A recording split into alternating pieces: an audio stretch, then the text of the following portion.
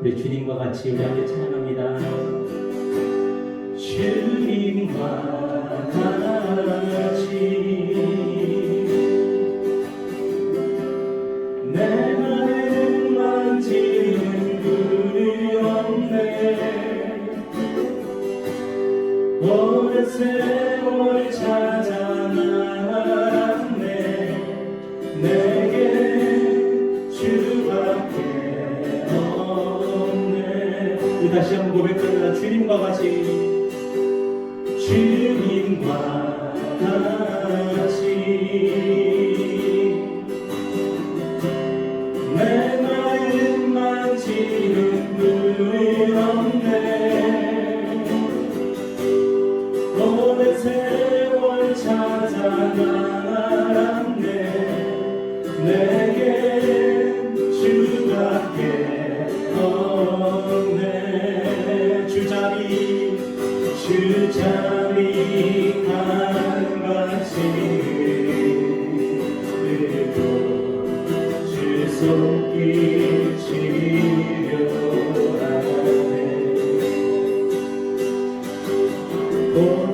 고통받는 자녀 부르시니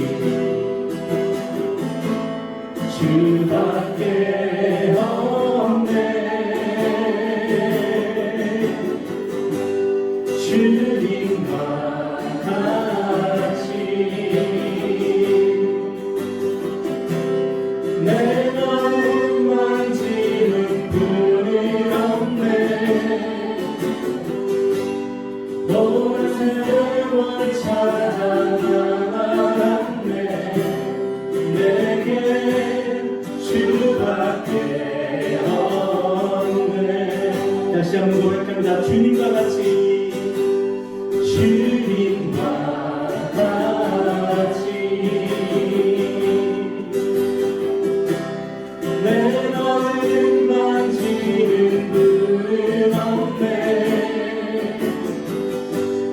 오랜 세월 찾아 나왔네. 내게 주밖에 없네. 주자비 강같이 들고 주 손길 치료하네.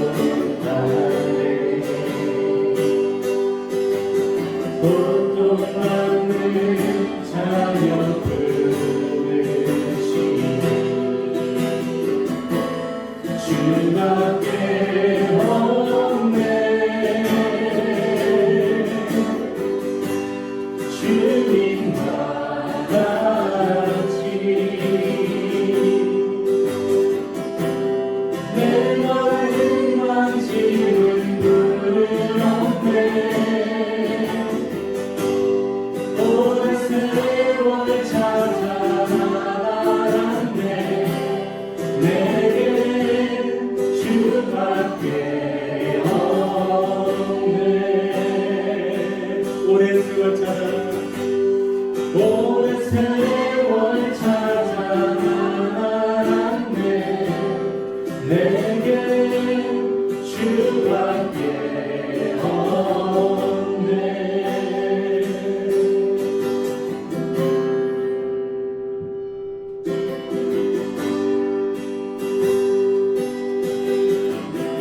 주께 맡긴 나의 삶 주께 맡긴 나의 삶 근심 걱정이 없다네. 주만 주는 변화 속에 언제나 함께 한다네. 주께 맡긴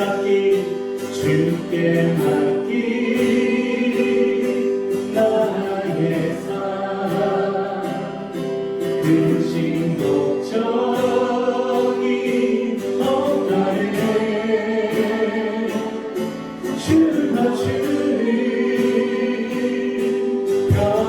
속에 언제나 함께 한다네. 그 친밀한 손길을 낮은 구름으로 인도하시고 밤에 불빛으로 지키셨네.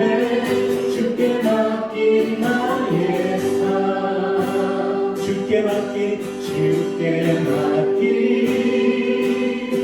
나의 삶. 대신 걱정이 없다네. 주가 주는 평안 속에 언제나 함께 한다네. 그 친밀한 손길을 낮은 구름으로 인도하시고 밤에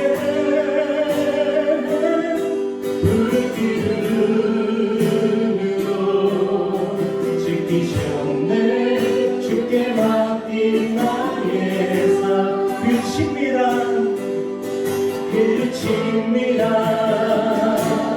손길을 낮은 구름으로 인도하시고 밤에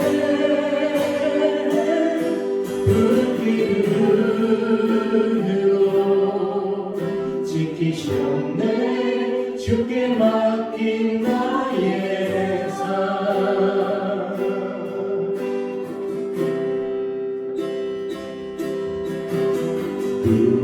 두려이여도 공허하지 않은 것은 예수 안에 날 만족함이라. 가난하여도 부족하지 않은 것은 예수 안에 오직 나를 부요하니라. 고난 중에도 견뎌낼 수 있는 것은 주의 계획 있기 때문이다.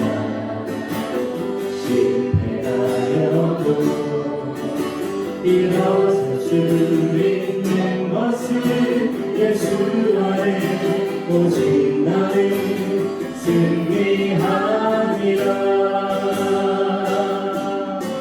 나는 예수로 충만하네.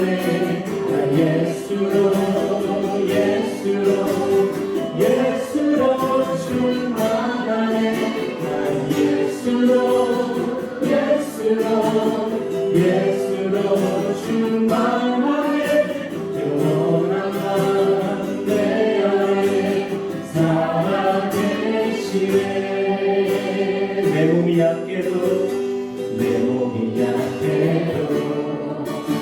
낙심하지 않는 것은 예수 안에 난 완전합니다.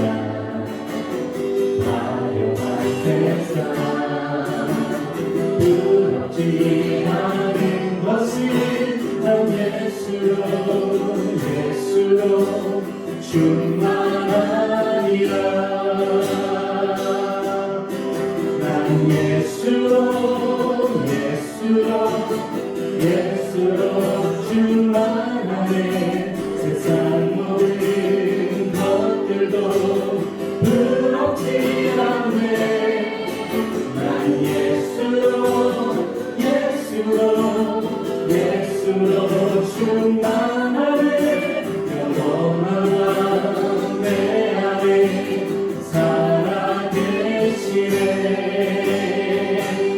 예수로 난 예수로 예수로 충만하네 세상 모든 풍파도 두렵지 않네 난 예수로 충만하네 영원한 왕 내 안에 살아계시네 영원한 왕 내 안에 살아계시네. 네, 최근에 우리 사회는 심각한 이 분열과 갈등의 그 양상을 계속 보이고 있습니다. 그래서 우리가 자주 불안을 느끼게 되고 또 긴장을 느낄 수밖에 없는 것 같습니다. 그런데 영적인 면에서 보면은 조금 다른 것 같습니다. 우리는 눈에 보이는 분열과 이 갈등에 대해서는 참 민감하게 반응을 하며 살고 있습니다. 하지만 눈에 보이지 않는 영적인 분열, 영적인 갈등에 대해서는 그렇게 민감하게 캐치하지 못할 때가 많은 것 같습니다. 그냥 하루를 살아갑니다. 오늘도 우리 사회 가운데 또 내 삶 속에 어떤 영적인 분열과 갈등과 영적인 싸움이 일어나는지 우리가 잘 모르고 그냥 하루하루를 넘어갈 때가 너무나도 많다는 거죠. 오늘 본문을 보면은 이 사도들이 복음을 전할 때에 드디어 문제가 발생했습니다. 이 성전과 제사장들을 중심으로 하는 이 유대의 권력자들이 사도들을 박해하기 시작한 겁니다. 오늘 1절에 보니까 사도들이 백성에게 말할 때에 제사장들과 성전 맡은 자와 사두개인들이 이르러, 여기 나오는 제사장들이나 성전 맡은 자, 성전 관리인들이겠죠. 그리고 사두개인들, 이 사람들이 누굽니까? 이 사람들이 바로 성전을 중심으로 하는 유대 사회의 가장 고위층 사람들이고 가장 많은 기득권을 차지하고 있는 이 권력의 핵심에 있었던 사람들입니다. 그런데 이런 유대 권력자들이 사도들을 박해하기 시작한 겁니다. 그런데 여러분, 이렇게 사도들을 박해하는 이 일이 과연 이상한 일입니까? 예상치 못했던 일입니까? 뜻밖의 일입니까? 그게 아니라는 겁니다. 이미 예수님께서도 제자들에게 박해받을 것을 이미 말씀하셨고 아마도 사도들도 이미 마음속으로는 준비하고 있었을 겁니다. 언제 쳐들어올까? 언제 우리를 잡아갈까? 여러분, 왜 이런 일들이 왜 일어나는 겁니까? 왜냐하면 이 땅에서는 언제나 영적인 전쟁이 일어나고 있기 때문이죠. 언제나 영적인 갈등과 분열과 대립이 있기 때문입니다. 근데 문제는 뭐냐면은 우리가 그것을 민감하게 캐치하지 못하고 반응하지 못하고 대응하지 못하고 살아갈 때가 많은 거죠. 지금도 이 땅에서는 영적인 전쟁이 있고 우리 삶 속에서도 영적인 전투가 일어나고 있습니다.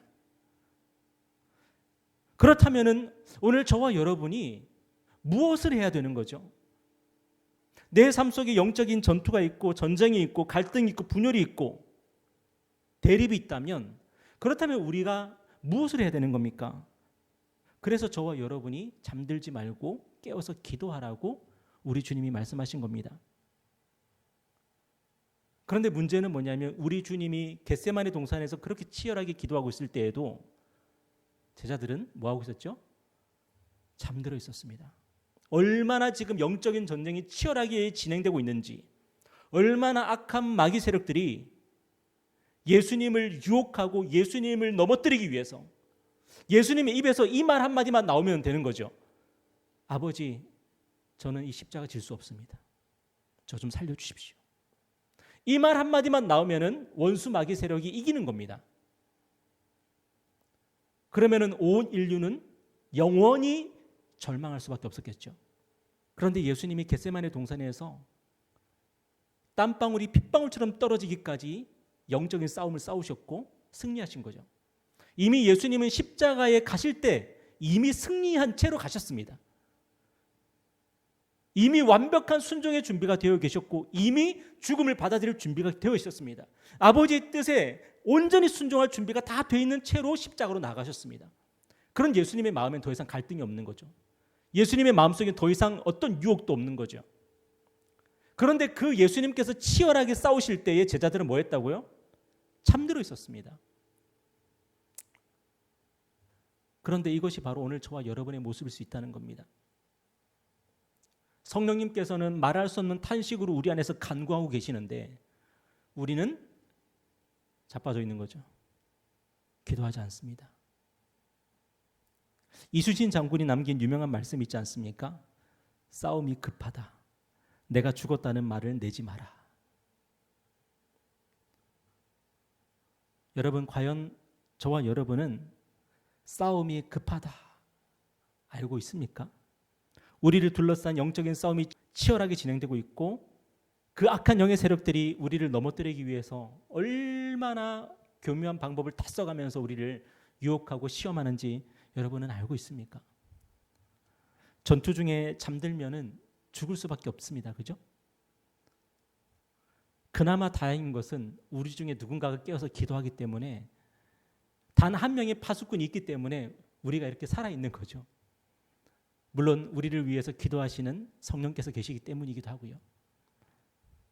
여러분, 오늘 하나님께서 이 말씀을 통해서 우리에게 뭐라고 말씀하시는 것 같습니까? 우리가 하나님 앞에 헌신하면 헌신할수록, 우리가 하나님을 위해서 살고자 하면 할수록 악한 마귀는 우리를 그냥 내버려 두지 않는다는 것입니다. 그러므로 우리가 기도하면서 깨어서 나아갈 때에 성령께서 우리를 도우실 것이고 우리가 영적인 싸움을 이기며 나아갈 수 있을 것입니다.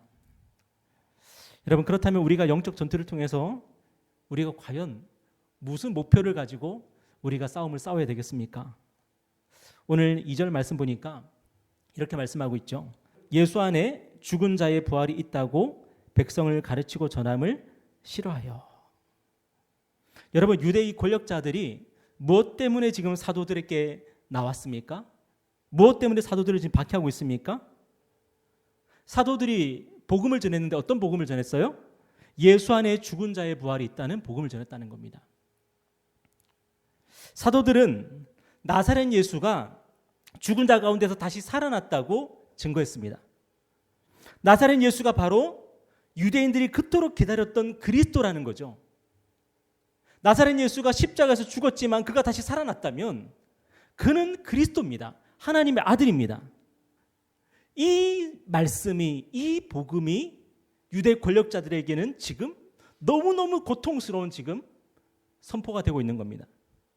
여러분, 그렇다면 나사렛 예수를 그리스도로 믿는다는 것이 무엇입니까?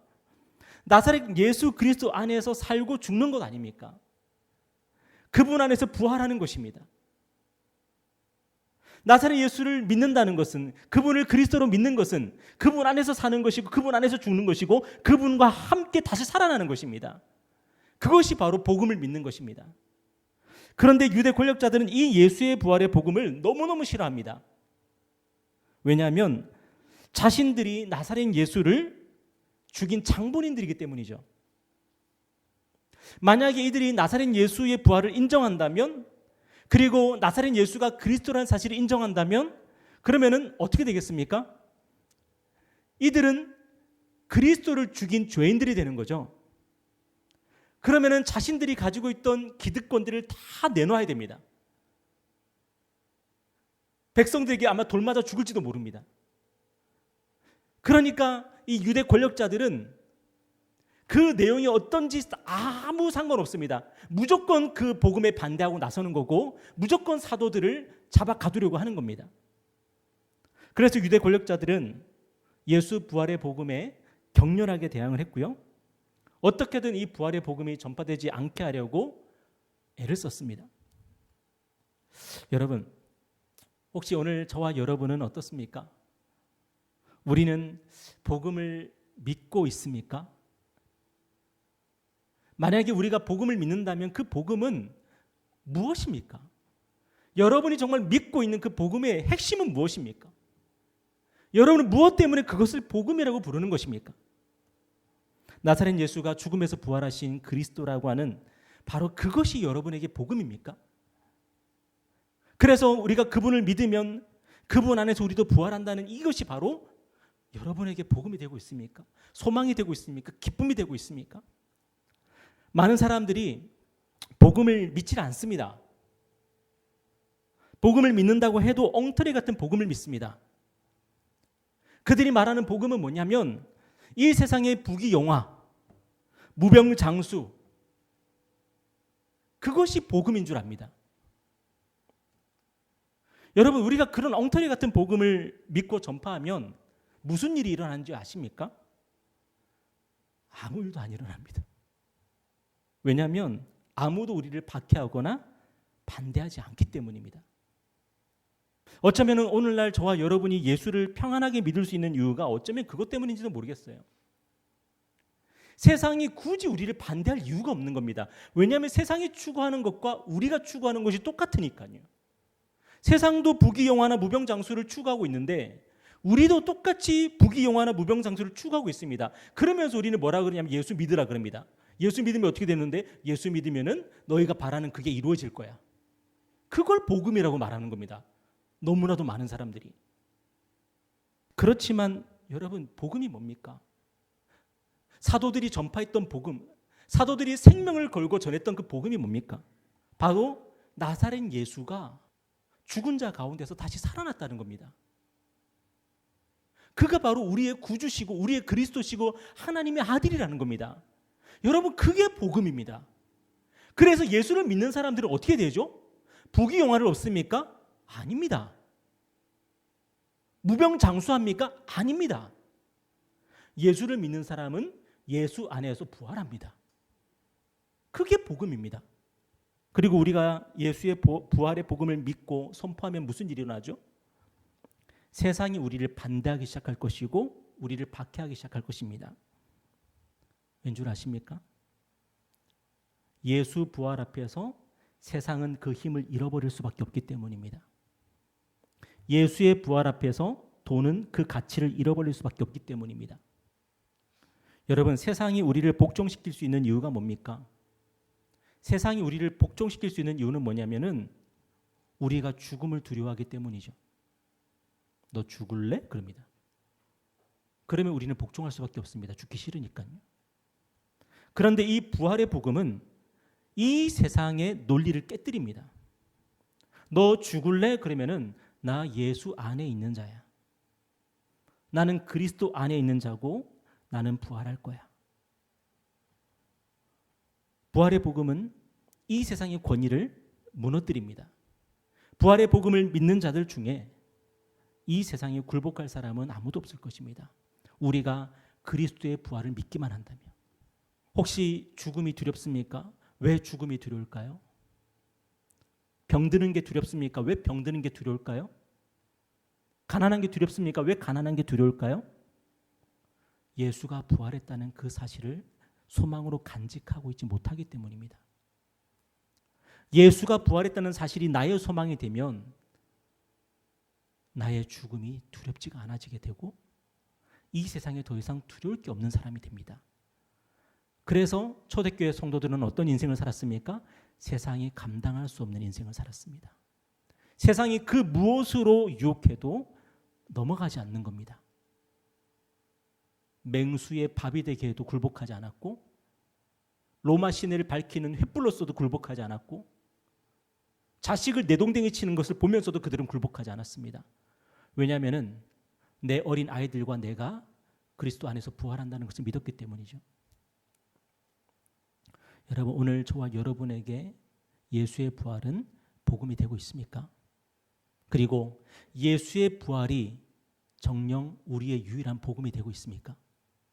교회는 나사렛 예수가 부활했다는 이 복음 위에 서 있습니다. 예수가 부활하지 않았다면 교회는 없었을 겁니다. 그런데 우리 주님은 부활하셨고 우리 주님은 제자들에게 사도들에게 보이셨고 우리 주님은 하늘로 올리셔서 제자들에게 사도들에게 성령을 부어주셔서 딱 한 가지의 진리, 나사렛 예수가 부활했다는 것, 예수 안에 죽은 자의 부활이 있다는 것, 그 복음을 선포하게 하셨습니다. 그리고 그 복음을 듣고 믿은 사람들이 세상을 변화시킨 겁니다. 왜요? 그들은 죽음을 두려워하지 않았기 때문이죠. 이 악한 세상은 예수 그리스도의 부활의 복음이 얼마나 놀랍고 능력 있는지 너무 잘 알고 있습니다. 그래서 우리 주님 다시 오실 때까지 이 부활의 복음이 전파되지 못하도록 방해할 겁니다. 그리고 우리를 속일 겁니다. 너 예수 믿었으니까 너는 부자 돼야지 맞는 거고, 너 예수 믿었으니까 네 자식 잘 돼야지 맞는 거고, 너 예수 믿었으니까 네가 하는 일 잘 돼야지 맞는 거야. 복음을 그따위로 만들어버립니다. 오늘날 이 땅의 수많은 교회에서 강단에서 그런 이상한 복음이 선포되고 있죠. 하지만 복음은 예수가 부활했다는 것이고 우리가 예수 안에서 부활한다는 겁니다. 이것보다 더 위대한 복음은 없습니다. 오늘 3절 말씀 보세요. 그들을 잡음에 날이 이미 저물었으므로 이튿날까지 가두었으나 말씀을 들은 사람 중에 믿는 자가 많으니 남자의 수가 약 5천이나 되었더라. 유대 권력자들은 사도들을 체포하고 구금했습니다. 그리고 그들은 사도들에게 절대로 예수 부활 전하지 말라고 했을 겁니다. 하지만 사도들은 체포되었고 구금되었고 그들은 그 안에서 아무것도 할 수 없었지만 하나님의 말씀은 힘이 있어서 능력이 있어서 그 말씀을 들은 자들 안에서 역사하고 있었습니다. 말씀을 들은 자들 안에서 역사하고 있었습니다. 그래서 무슨 일이 벌어졌다고요? 남자의 수만 5천 명이나 그리스도 예수를 믿었다는 겁니다. 그러므로 오늘 저와 여러분이 해야 될 일이 뭐죠? 우리 삶에 무슨 일이 찾아오든지 간에 저와 여러분이 해야 될 일은 예수가 부활했다는 것과 우리가 예수 안에서 부활한다는 이 사실을 전해야 된다는 겁니다. 여러분, 가난이 찾아오면 우리가 해야 될 일이 뭐죠? 많은 사람들이 가난을 극복하는 일을 해야 된다고 생각합니다. 예수 믿는 사람들은 가난을 극복해야 된다고 생각을 합니다. 여러분, 아닙니다. 가난이 찾아오든 질병이 찾아오든 심지어 죽음이 찾아오든 우리는 그 병상 위에서라도 우리가 해야 될 일은 예수가 부활했다는 것과 내가 곧 예수 안에서 부활할 거라는 그 복음을 선포하는 겁니다. 그래야 할 때에 이 복음이 되고 이 복음이 널리 퍼져나가고 진정 이 복음이 교회의 기둥이 되고 터가 될 때에 그때에 교회 안에서 가난을 부끄러워하는 사람들은 없어질 것입니다. 질병을 부끄러워하는 사람이 없어질 것이고 죽음과 실패를 부끄러워하는 사람들은 없어질 것입니다. 그리야 할 때의 교회는 진정한 교회로서 세상 가운데 능력 있게 서 있게 될 것입니다. 여러분, 오늘 저와 여러분의 삶에는 참 많은 변수들이 찾아오죠. 우리가 인생을 살다 보니까 너무너무 예상치 못했던 일들이 많이 발생하지 않습니까? 하지만 저와 여러분의 인생에 상수가 있다면 무엇입니까? 우리 주 예수께서 부활했다는 것과 내가 그분 안에서 부활하게 될 것이라는 겁니다. 그 변함없는 상수를 붙들고 살아가십시오. 그리고 변수들은 변수일 뿐입니다. 그럴 수도 있고 아닐 수도 있는 겁니다. 변수에 집착하지 말고 변수를 붙잡지 말고 하나님께서 우리에게 붙들라고 하신 그 복음의 상수를 붙들고 살아가십시오. 그래서 세상을 이기는 능력 있는 하나님의 종들 되기를 주님의 이름으로 축복합니다.